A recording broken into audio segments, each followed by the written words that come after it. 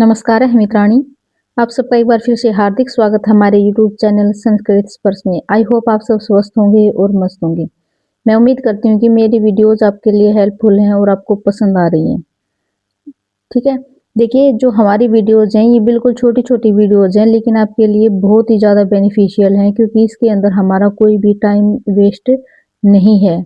सिर्फ और सिर्फ आपके एग्जाम ओरिएंटेड है। जो आपका सिलेबस दिया गया है उसी के अकॉर्डिंग आपकी ये क्लासेस लगाई जा रही हैं। ठीक है, देखिए मैं मानती हूँ कि आपका टाइम बहुत ज़्यादा इम्पोर्टेंट है। देखिए जो कुछ तो लेडीज़ भी होंगी जो जिन्हें घर का भी काम करना होता है, बच्चे भी सँभालने होते हैं, ठीक है? तो उनके लिए जो मेरी वीडियोज़ हैं वो ये बहुत ज़्यादा बेनिफिशियल हैं क्योंकि सिर्फ़ और सिर्फ़ इसके अंदर पढ़ाई है और ज़्यादा कुछ भी नहीं।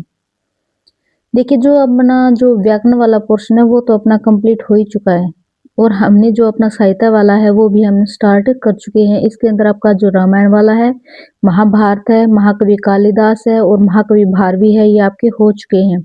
आज हम करते हैं अपने महाकवि माघ। ठीक है, महाकवियों में सिर्फ आपका एक महाकवि और रह जाएंगे। इसके बाद हम करेंगे अपने गद्य कवि, सॉरी गद्य, ठीक है, गद्य के रचनाकार। ठीक है, तो आज हम करते हैं महाकवि माघ। शिशुपाल, महाकवि माघ ने किसकी रचना की है? शिशुपाल वध। शिशुपाल वध नामक महाकाव्य के रचयिता महाकवि माघ का स्थान संस्कृत महाकवियों में विशेष महत्व रखता है। देखिए जितने भी अपने जो महाकवि हुए हैं उनमें से ज्यादातर ने अपने विषय में कुछ बताया ही नहीं है, लेकिन जो ऐतिहासिक साक्ष्य हैं उसी के आधार पर हम अपना उनका स्थान, जन्म और जो उनका समय है उसके बारे में सिर्फ आइडिया ही लगाया है। लेकिन जो महाकवि माघ हैं इन्होंने अपनी रचनाओं में स्वयं के बारे में लिखा है, तो इनका हम प्रॉपरली हम बता सकते हैं। ठीक है, अनेक विद्वानों ने इन्हें महाकाव्य का प्रणेता माना है। ठीक है, काव्यसु माघ, अनेक विद्वानों ने श्रेष्ठ महाकाव्य का प्रणेता किसे माना गया है? महाकवि माघ को। भारवी के द्वारा प्रचलित विचित्र मार्ग की किसने की थी शुरुआत? भारवी ने। और विचित्र के मार्ग को आगे कौन लेके गया? महाकवि माघ। ठीक है, महाकवि माघ ने अलंकारवादी शैली का प्रयोग किया है। कौन सी शैली का? अलंकारवादी शैली का प्रयोग किया है। माघ के परिचय के प्रामाणिक साक्ष्य उपलब्ध हैं। स्वयं माघ ने अपनी रचना के अंतिम में 5 पद्यों में, यानी कि जो 5 श्लोक हैं उनमें स्वयं के वंश का वर्णन किया है तथा इसके अतिरिक्त भोज प्रबंध चिंतामणि, यानी कि भोज प्रबंध क्या है? चिंतामणि। और जो पुरातन प्रबंध संग्रह है वो कौन सा ग्रंथ है? ये जैन ग्रंथ है। पूछ सकता है कि पुरातन प्रबंध संग्रह जैन ग्रंथ है या फिर बौद्ध ग्रंथ है। ठीक है, ये ध्यान रखना। इनके बीच में से ही आपके लिए क्वेश्चन पूछता है एग्जामिनर। ठीक है, ऊपर से कोई नहीं पूछता। इनमें माघ का संक्षिप्त जीवन परिचय बताया गया है। राजा वर्मलात, यानी कि जो श्री वर्मल हैं, इनके सर्वाधिकारी माघ के क्या थे? पितामह, यानी कि दादाजी थे। उनका नाम क्या था? सुपर्ब देव। क्या नाम था इनके दादाजी का? सुपर्ब देव। सुपर्ब देव के पुत्र का नाम क्या था? दत्तक। ठीक है, जो अत्यंत उदार, अक्षमाशील एवं धर्मपरायण थे, इसलिए इनकी उपाधि क्या थी? सर्वाश्रय थी। सर्वाश्रय उपाधि किसकी थी? दत्तक की। दत्तक कौन थे? सुपर्ब देव के पुत्र। और जो माघ हैं उनके क्या थे? पिता। ठीक है, माघ के पिता का नाम क्या है? दत्तक, और दादाजी का नाम क्या है? सुपर्ब देव। दत्तक सर्वाश्रय को इस युग के युधिष्ठिर की संज्ञा दी गई है। महाकवि माघ का जन्म कहाँ हुआ था? गुर्जर प्रदेश के श्रीमाल नामक स्थान पर। ठीक है, गुर्जर प्रदेश के श्रीमाल नामक स्थान पर इनका जन्म हुआ था, जो वर्तमान में जालोर का भीनमाल नामक स्थान है। माघ का अंतिम समय दरिद्रता में व्यतीत हुआ। इनकी मृत्यु इनके पिता के समान पादशोथ रोग से हुई थी। ठीक है, इनके पिता की मृत्यु किस रोग से हुई थी? पादशोथ से। और माघ की भी मृत्यु किससे हुई थी? कौन से रोग से हुई थी? पादशोथ से। ध्यान रखना। ठीक है, राजस्थान के निवासी ये महाकवि अनेक विदेशी कवियों को भी शास्त्रार्थ में पराजित कर चुके हैं। माघ के स्थिति काल अर्थात स्वयं के समय का उल्लेख भी इन्होंने सौजन परिचय में अनुमानित है। राजा वर्मलात का एक शिलालेख मिला है जिसे वसंतगढ़ शिलालेख कहते हैं। राजा वर्मलात के शिलालेख को क्या कहा जाता है? बसंतगढ़ शिलालेख। इसमें सुपर्ब देव का काल वर्णित है, अतः विद्वानों ने सुपर्ब देव के पौत्र माघ का समय निर्धारित करके 700 ईस्वी लगभग माना है। कितना माना है? 700 ईस्वी लगभग माना है। माघ का व्यक्तित्व, यानी कि इनके पिता का नाम क्या था? दत्तक। सर्वाश्रय क्या थी इनकी उपाधि। माता थी हीरा देवी, पितामह क्या थे सुप्रभ देव। कौन थे सुप्रभ देव? राजा वर्मलात के सर्वाधिकारी। इनकी जाति क्या थी? ब्राह्मण। क्या थी जाति? ब्राह्मण। और धर्म संप्रदाय क्या था? वैष्णव धर्म। धर्म संप्रदाय क्या था? वैष्णव धर्म। उपाधि क्या थी इनकी? घंटा माग। जो इनकी रचना थी उसका नाम क्या था? शिशुपाल वध। ठीक है, अब शिशुपाल वध के बारे में हम जानते हैं। उपजीव्य किसका क्या है? इसका उपजीव्य महाभारत का सभा पर्व, यानी कि जो 32 से 45वां अध्याय है वो। काव्य विधा क्या है? ये क्या है? एक महाकाव्य है। इसके अंदर सर्ग कितने हैं? 20। श्लोक कितने हैं? 1650। रस कौन सा है? वीर। ओज गुण कौन सा है? ओज। नायक कौन है? श्री कृष्ण। प्रतिनायक कौन है? चेदी नरेश शिशुपाल। शैली कौन सी है इसके अंदर? अलंकारवादी शैली। छंद कौन सा है? वंशस्थ व अनुष्टुप छंद। अलंकार है इसके अंदर उपमा, उत्प्रेक्षा, अर्थांतरन्यास। इसके अन्य पात्र और कौन है? बलराम हो गए, नारद, उद्धव, सारथी, सात्यकी, भीष्म आदि। भाषा इसके अंदर कौन सी है? परिष्कृत, लालित्यपूर्ण एवं प्रभामयी। जो इस महाकाव्य का प्रारंभ और अंत लक्ष्मी की स्तुति से होता है तथा इस महाकाव्य का प्रारंभ भी श्री से होता है और अंत भी श्री शब्द से होता है। लेकिन जो महाकवि भारवी ने लिखी थी आपकी किराता अर्जुनियम, उसका शुरुआत तो उसकी श्री से होती है लेकिन उसका अंत किससे होता है? लक्ष्मी शब्द से। लेकिन जो आपका शिशुपाल वध है इसके अंदर शुरुआत भी श्री से होती है और इसका अंत भी श्री शब्द से होता है। अतः इस महाकाव्य को श्रीयादि या फिर श्रेयांत कहा जाता है। ठीक है, अब हम करते हैं इसका सर्गानुसार कथानक। पहले सर्ग में क्या है? देवर्षि नारद का द्वारिका में आगमन और श्री कृष्ण द्वारा उनका सत्कार, नारद द्वारा शिशुपाल के पूर्व जन्म तथा उनके अत्याचारों का वर्णन किया गया है। ठीक है, दूसरे सर्ग में क्या है? दूसरे सर्ग में नारद जब चले जाते हैं तब श्री कृष्ण, बलराम और उद्धव की आपस में मंत्रणा होती है, यानी कि आपस में इनका संवाद होता है। ठीक है, शिशुपाल का आक्रमण प्रस्ताव बलराम श्री कृष्ण को स्वीकार करने के लिए कहता है, किंतु उद्धव नीति पूर्वक प्रस्ताव विषय वस्तु में शीघ्रता न करके युधिष्ठिर के राशियों यज्ञ में सेना सहित भाग लेने का मत प्रस्तुत करते हैं। जो श्री कृष्ण है वो उद्धव के इस प्रस्ताव को क्या कर लेते हैं? स्वीकार कर लेते हैं। तीसरे सर्ग में क्या है? द्वारिका से श्री कृष्ण का इंद्रप्रस्थ नगरी के लिए प्रस्थान और सेना व समुद्र का वर्णन किया गया है। ठीक है, पहले में आते हैं नारद, दूसरे में फिर बलराम, उद्धव और श्री कृष्ण का आपस में संवाद होता है, तीसरे में श्री कृष्ण इंद्रप्रस्थ नगरी के लिए प्रस्थान कर जाते हैं।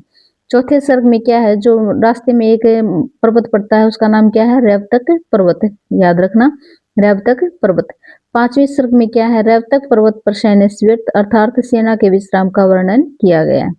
छठे सर्ग में क्या है? छठे सर्ग में 6 ऋतुओं का द्रुत विलंबित छंद और यमक अलंकार में क्या किया गया है? वर्णन। सातवें सर्ग में क्या है? वन विहार वर्णन। और 8वें सर्ग में है जल क्रीड़ा का वर्णन। ठीक है, 8वें सर्ग में क्या है? जल क्रीड़ा का वर्णन। और 9वें सर्ग में क्या है इसके अंदर? यानी कि जो संध्या काल होती है, चंद्रोदय व श्रृंगार विधान का वर्णन है। 10वें सर्ग में पान गोष्ठी एवं रात्रि विहार का वर्णन।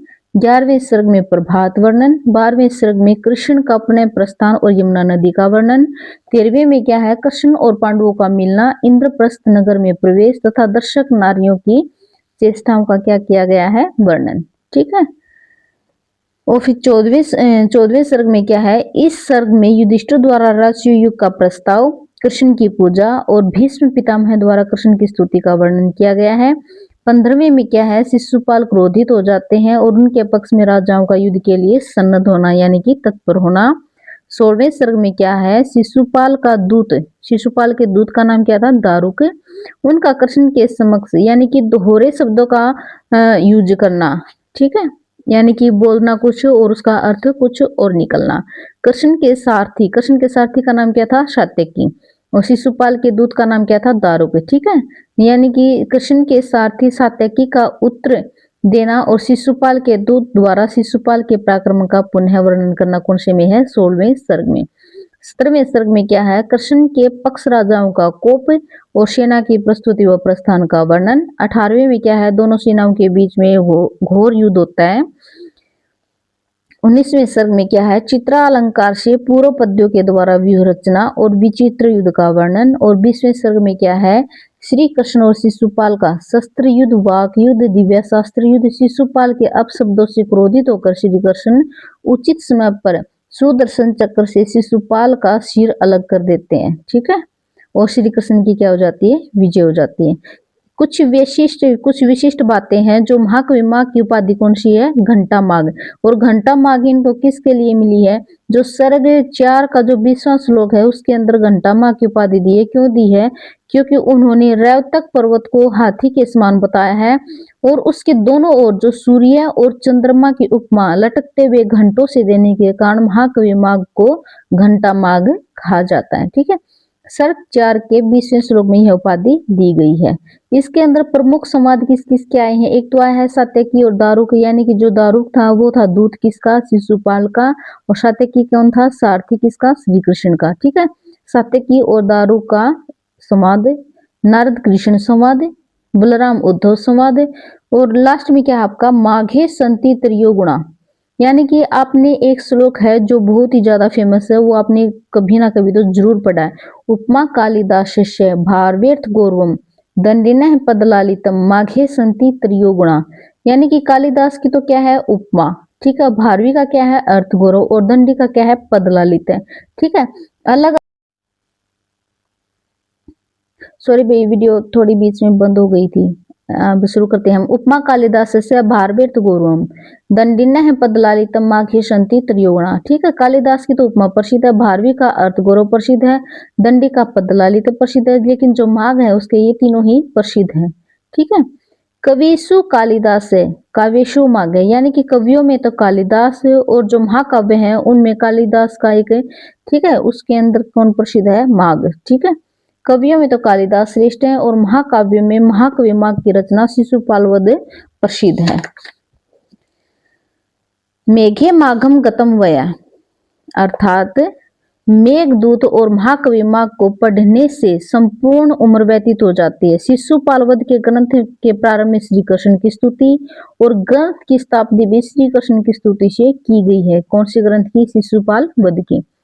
महाकवि माघ ने अलंकारवादी शैली का प्रयोग किया है तथा काव्य शैली के रूप में इनकी गोडी शैली प्रादेशिक मानी गई है, ठीक है। आपको क्या याद रखना है, अगर शैली पूछी जाए तो आपको एग्जाम में बतानी है आपको गोडी शैली।